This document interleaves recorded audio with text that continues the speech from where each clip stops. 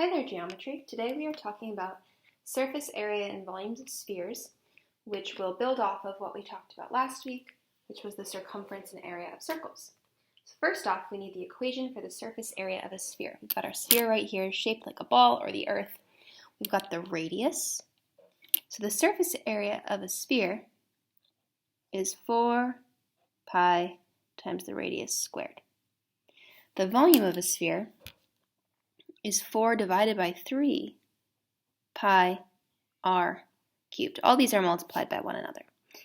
You might notice these are a little bit related, right? This 2 turns to a 3, the 3 gets divided by the 4. That's going to come up in calculus eventually. You might even notice surface area of a sphere is kind of related to the circumference of a circle, because our circumference was just 2 pi r. So just keep that in your mind, the fact that these are all related, because there's a reason for that. Let's go through the 3 types of example problems you will see on your homework. So the first one is find the surface area of a ball. So first we identify they want a surface area with a diameter d equals 9 centimeters. So they're giving us the diameter. That means the radius is half the diameter, or 4.5 centimeters. So now I need my surface area equation.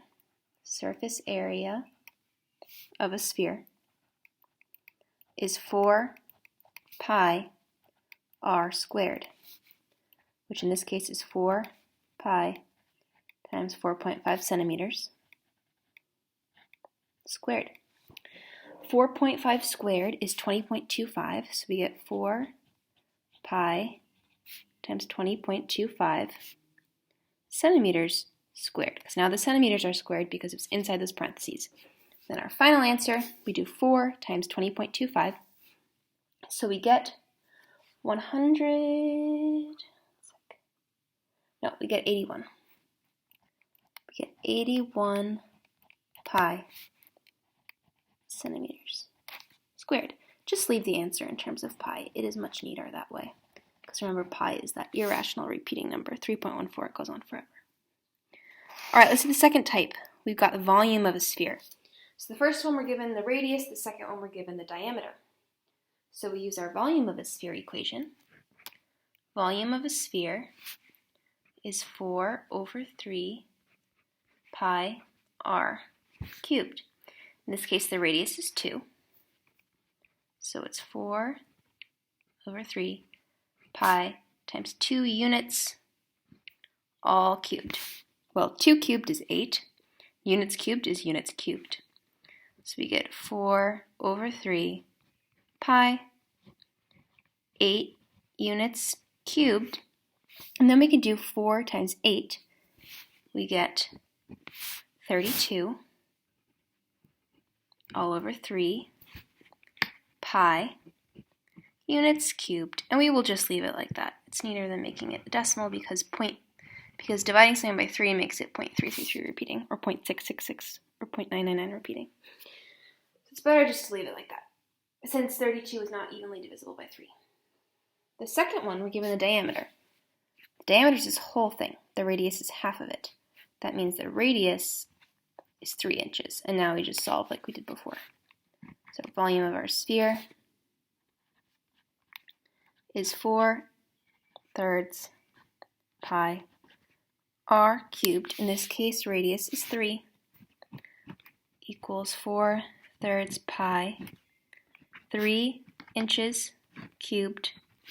3 cubed is 27, 4/3 pi. And you might note 3 cubed is 3 times 3 times 3. Since 3 times 3 is 9, and 9 times 3 is 27, that's how you get 27 inches cubed. And then we get 4 times 27, so we get 108 over 3 pi inches cubed. And 108 is actually divisible by 3. The reason I know that is there's a little trick that says if you add up these digits, they add up to a number divisible by 3, which in this case 1 plus 0 plus 8 is 9. 9 is divisible by 3. So that's a little trick to tell me that 108 is divisible by 3. 108 divided by 3 gives me 36. And I will just leave it in terms of pi. Inches cubed.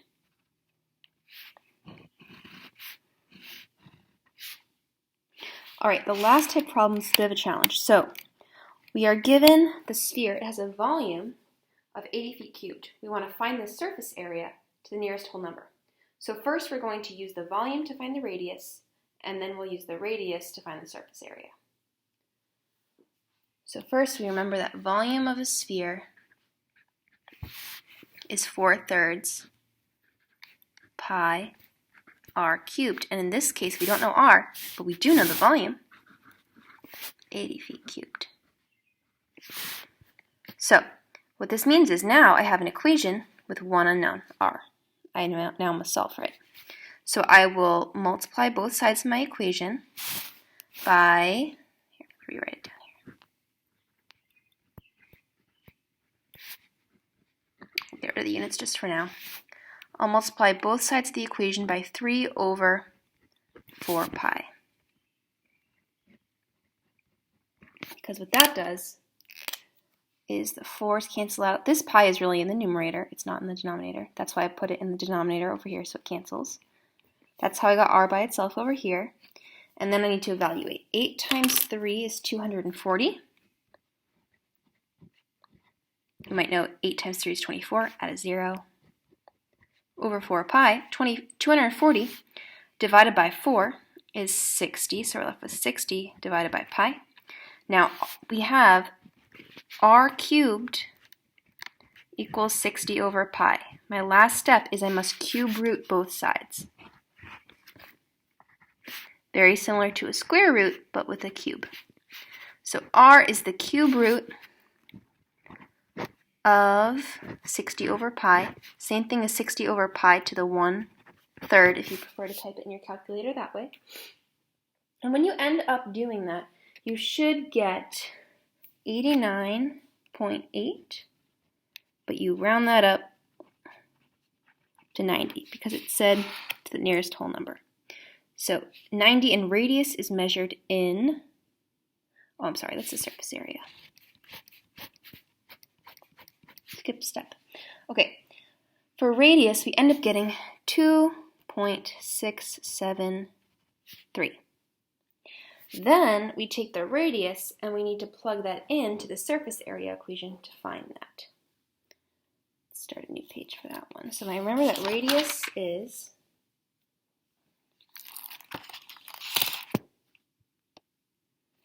Radius is 2.673 feet. And then we just need to do the fact that surface area is 4 pi r squared, and we plug in that r. So it's 4 pi times 2.673, that is rounded, but it's fine, feet squared. That's when we should get our 89.8 feet squared. This is approximately 90 feet squared.